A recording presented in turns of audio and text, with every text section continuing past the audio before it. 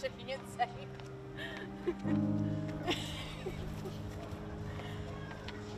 Just like oozing and Beautiful.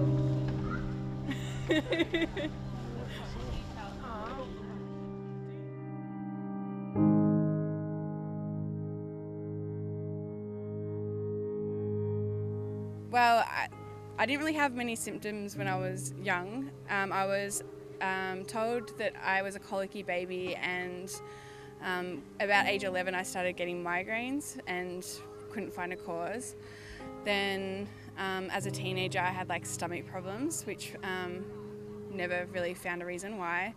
And then a few years ago I started getting pain through my whole body, and at the time it felt like it was in my joints, and it stayed for quite a few weeks, and my doctor thought I had a virus, and so he prescribed me steroids, and I was on steroids for quite a few weeks, and the pain eventually went away. And then it came back again 6 months later and had steroids, and it went away again. And then November 2015 the pain came back and just didn't go away and spread. So at the beginning it felt like it was in my joints, but then I really felt it in all my other muscles.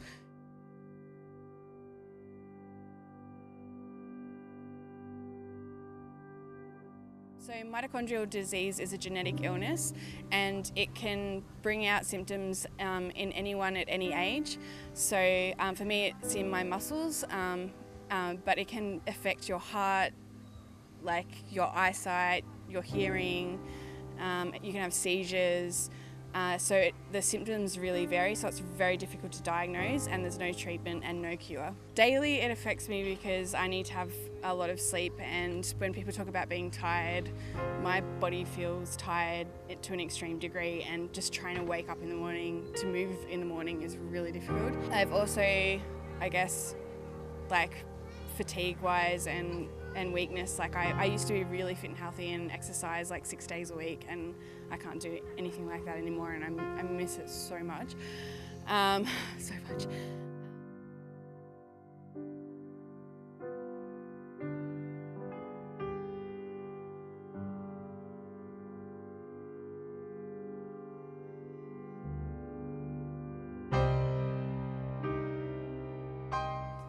3 parent babies, but it's mitochondrial donation IVF. So it's a technique that they've approved in the UK for use at the moment, where you can take out, say if it is in my mitochondrial DNA, the illness, they would take out the mitochondrial DNA and put in another woman's mitochondrial DNA, and that would mean that the disease is not passed on to anyone.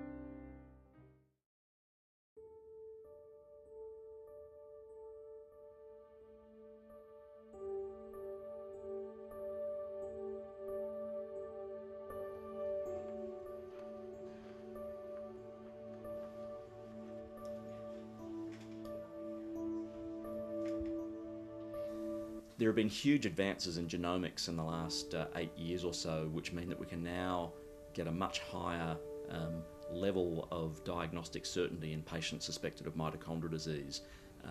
The challenge for us is translating that from research into regular clinical use, and so the Australian Genomics Health Alliance is a national study funded by the National Health and Medical Research Council to try to translate these technologies into clinical use.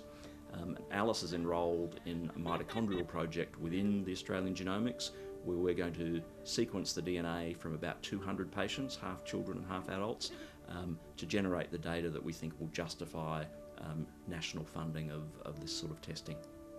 It's not thousands and thousands of people in Australia that would use it, but it literally means you don't pass on the disease. So I think, how can you not want that? But I mean, we would like to have children, and we're waiting to find out what the genetic test results are. So right now I'm really nervous, and if we don't have this IVF treatment available, then we've decided we won't have children in Australia. It's not possible. So.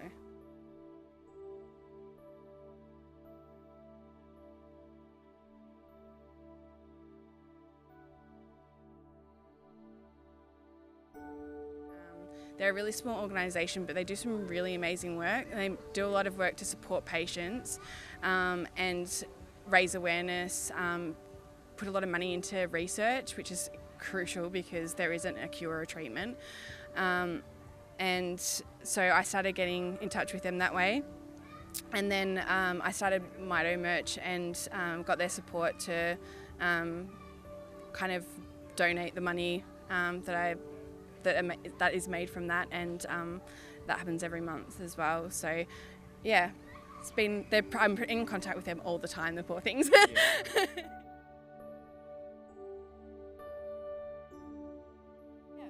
There are lots of different ways to get involved, I guess. So the foundation runs the Bloody Long Walks, which are 35-kilometre walks in each capital city. So if you're up for walking that far, you can do that. The point of it is also to show that if you've got mitochondrial disease, 99% chances you can't do it, and so it's trying to demonstrate the kind of long journey that we go through.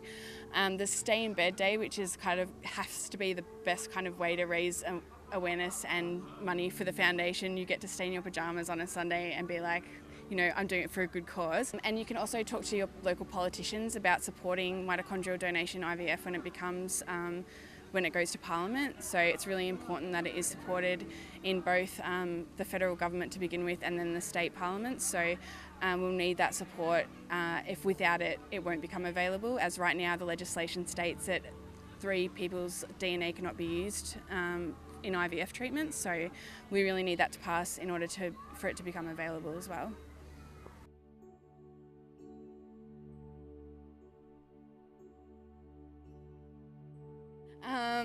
Glad I have a Peter. Me too. Yeah.